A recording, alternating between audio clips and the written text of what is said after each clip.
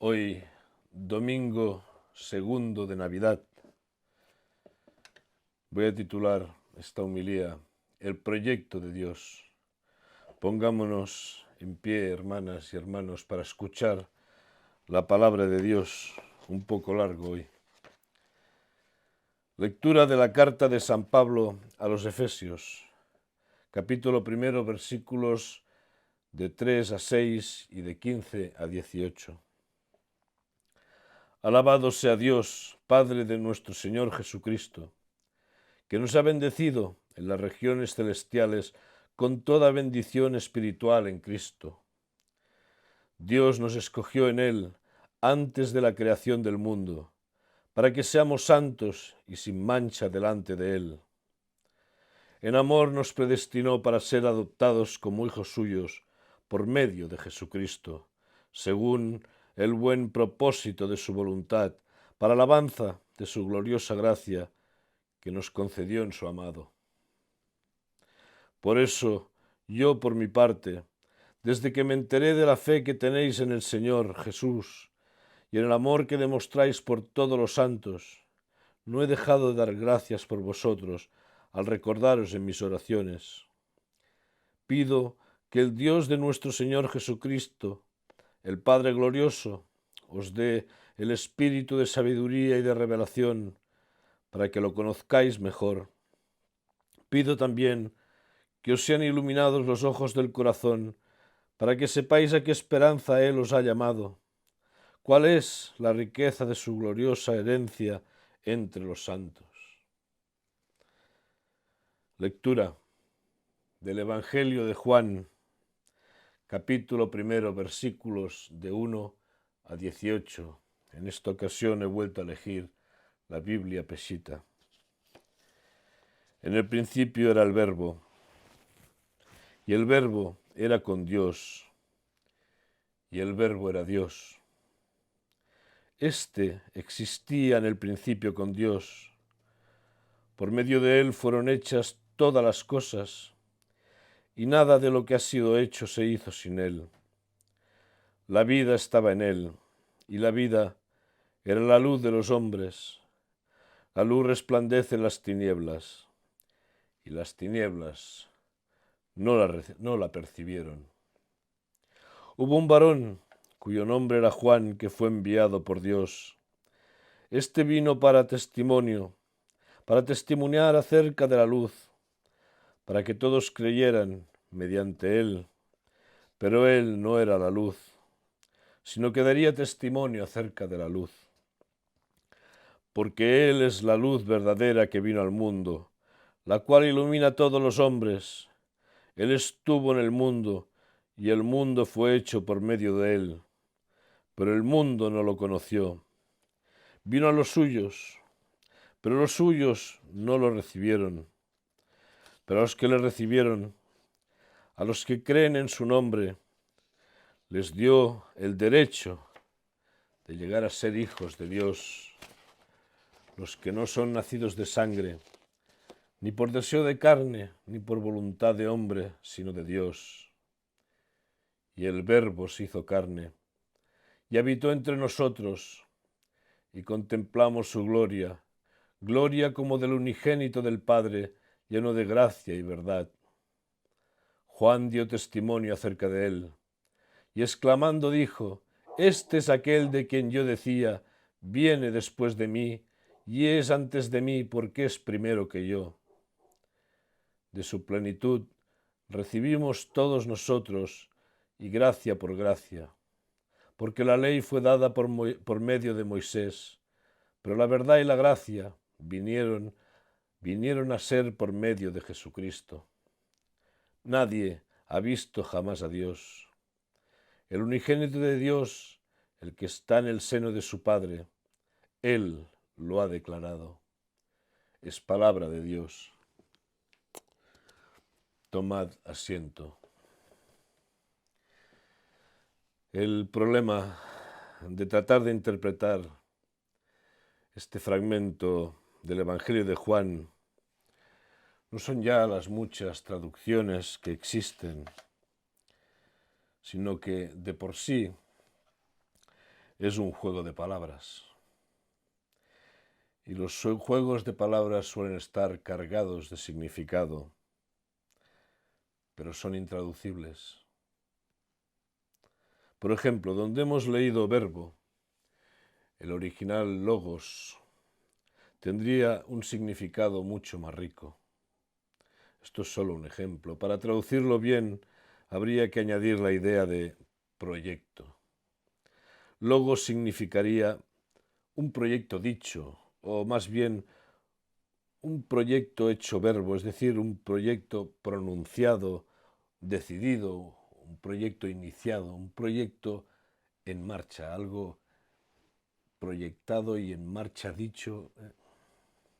Esto es solo un ejemplo. Todo este prólogo es un juego de palabras y hay que no solo entender el idioma en que fue escrito, sino entender la mentalidad de las gentes de aquella época. Así pues, estas primeras palabras del cuarto evangelio, intentando traducirlo un poco al lenguaje de hoy, vendría a decir, al inicio de todo está el proyecto que está en marcha. También se podría decir al revés, todo lo que existe viene de un proyecto iniciado, ¿no? Podríamos usar un símil. Al inicio de todo está la fuente. Pero esto solo es la mitad de lo que dice la expresión solemne y sorprendente con la que comienza este cuarto evangelio. La otra mitad resulta casi escandalosa. El verbo era Dios, es decir, este proyecto pronunciado era Dios. Juntando las dos partes tendríamos, todo comienza con un proyecto de Dios y Dios era el proyecto.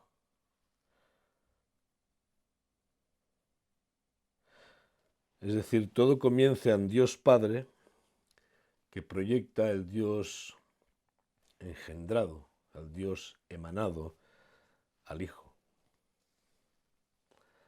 Volviendo al simbolismo del río, podríamos decir, al inicio de todo existía la fuente. Fluimos de la fuente y estamos llamados a hacernos fuente. El proyecto de Dios es un ser en el que derramarse hasta divinizarlo, hasta hacerlo Dios. No otro Dios, no, sino alguien, un Dios que participa de la propia vida de Dios. Como el fuego derrite el hierro no haciendo otro fuego, sino vertiendo en él todo su calor. Todo lo demás es realización de este proyecto. Toda la creación es la realización de este proyecto. Para proyectar a Dios, pero proyectar a Dios no es como hacer una máquina. Una máquina es un simple producto. En cambio, Dios solo puede venir de una respuesta libre y generosa. El proyecto de Dios no es la grandiosa maquinaria del universo, no, sino la vida. Y no cualquier vida, sino una vida que va creciendo hasta hacerse inteligente y capaz de descubrirse a sí misma como fruto de un proyecto de vida. La vida es el horizonte, la vida es la luz de los vivientes que ya han alcanzado la capacidad de conocerse a sí mismos. De estos hijos que son capaces de reconocerse como este proyecto que Dios ha puesto en marcha. Dios envió a un hombre que se llamaba Juan. Juan significa don de Dios. Juan era un testigo. Juan representa a los miles y miles de humanos con sensibilidad suficientemente afinada para tomar conciencia de que estamos dentro de un proyecto de vida.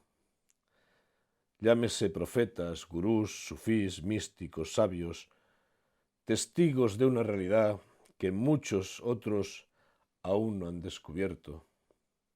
Estos testigos, con todas sus limitaciones y defectos, no son unos soñadores, sino testigos de algo muy real, la luz verdadera. Esta vida luz puede ser acogida o no. A los que la acogen les es concedido ser hijos de Dios. Hay un hombre que ha cogido esta vida luz, como si dijeran en él, la vida luz se ha hecho carne, se ha encarnado.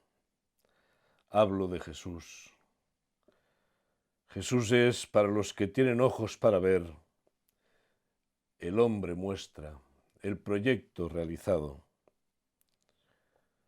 El hombre en quien ya podemos ver, como en un esbozo avanzado, en qué consiste el Dios proyectado o el Dios engendrado. En Jesús descubrimos no solo lo que podemos ser nosotros, sino también al autor del proyecto. Descubrimos que Dios es amor que se derrama y de su plenitud nosotros vamos recibiendo vida y más vida hasta la vida, todo escrito en mayúsculas. Vida. Mientras aún somos niños, el proyecto se adapta a nuestra pequeñez y nos llega en forma de ley, pero de una ley que mira hacia la vida. La vida de verdad no nos llega por la ley, sino por Jesucristo. Dios engendrado, Dios Hijo único del Padre. Me gustaría añadir una nota sobre la primera lectura. San Pablo se dirige a estos hombres y mujeres que han sido adoptados como hijos de Dios por la fe que tenían en el Señor y por su amor a las cosas santas. Ellos eran dignos sucesores de aquellos testigos de la luz, amantes de la ley y discípulos primeros de Juan y después de Jesús, y pide por ellos, para que les sean iluminados los ojos del corazón, a fin de que sepan a qué esperanza Él les ha llamado y cuál es la riqueza de su gloriosa herencia entre los santos. Extiendo y hago mía su plegaria hacia todos nosotros.